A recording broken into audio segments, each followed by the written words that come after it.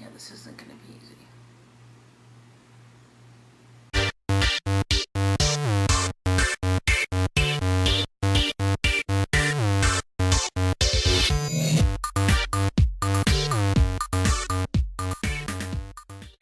Hey WordNerds, today is Saturday, which means that it is Vlogger's Choice, and I am gonna get really kind of personal here. I know that I've talked in the past that I didn't want to bring a lot of my personal life into these vlogs because, you know, we want to talk about reading, we want to talk about writing, and doing that can impede on us actually giving you information that actually matters. Though this does deal loosely with a book, with books and feels and emotions will run high. So pre-warning, there will be crying. Memories, no matter how much we try to fight against it, have the tendency to dissolve, to completely disintegrate. You know, looking back on your life, you only remember the really big things that happened, whether they be good or bad. There's not a whole lot of mediocre things that find its way into my memory of, like, my childhood. But there's this really cool things that memories do is they tend to latch onto either objects or maybe one of your five senses. Like a song can automatically bring you back to that feeling of a certain time in your life. Like whenever I hear any song from Under the Cork Tree by Fall Out Boy, I'm automatically drawn back into my first year of marriage and my first year having my own apartment and independence.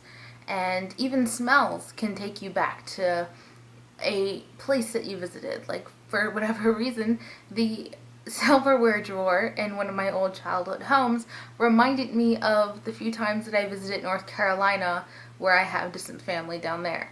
I think it was just the type of wood that the cabinets are made out of. Smelled like the wood in the cabinets in North Carolina. I don't know the correlation between the two, but for whatever reason, whenever I got a spoon out to eat my cereal, I got that smell and it immediately reminded me of North Carolina and running around in the grass and blowing bubbles. And those are two things that are always going to be with me. Whenever I hear that song or I smell that smell, those are two memories that are latched on to these things. I never really took into consideration that books can provide the same type of a memory latcher honor thing until 3 years ago. Going back even a little bit further, in 2007, my cousin, we'll call him Han Solo, he married his Princess Leia. And if my memory serves correctly, it was either before or right after, right around the time that they got married, I believe, she was diagnosed with cancer. She was in her early 20s when she was diagnosed. And the doctors told her that she wasn't going to be able to make it to 30. She did. Towards the end, when things started to get pretty bad, someone in my family had the amazing idea to have a book club. A way for us to spend as much time as we can, interact and just be happy and keep our mind off of things. And the very first book, the only book, was Across the Universe by Beth Revis. This was around March 2011. I was very pregnant.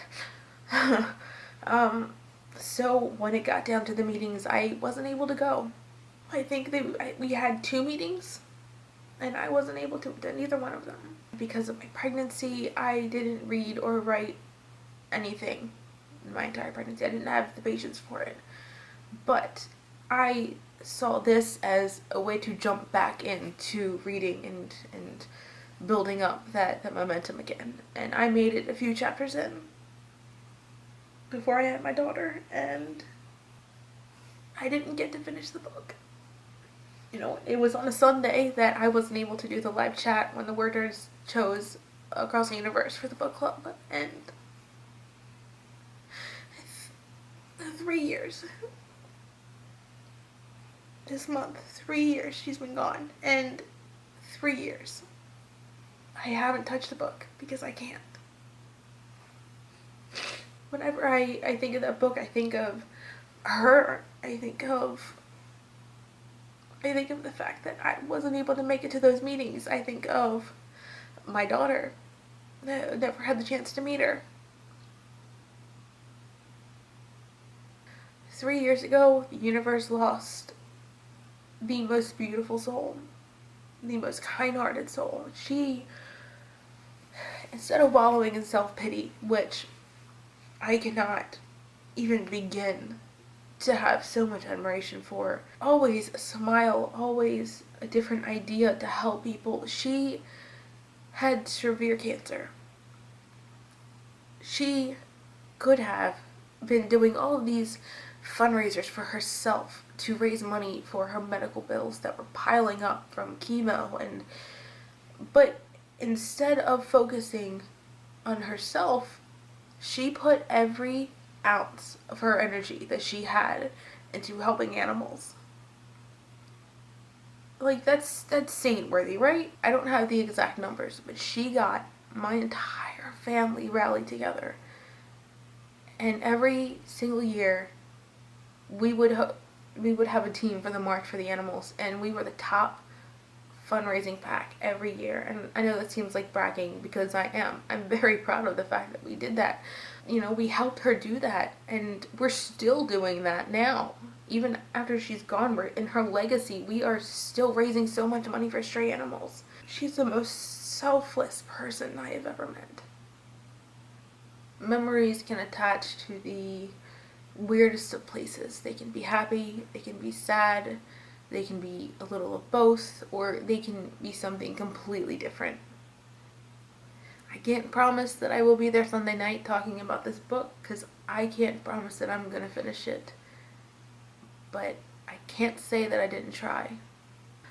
I am far enough in to where nothing seems familiar anymore, so I think that I am officially further into the book now than I was when she was here.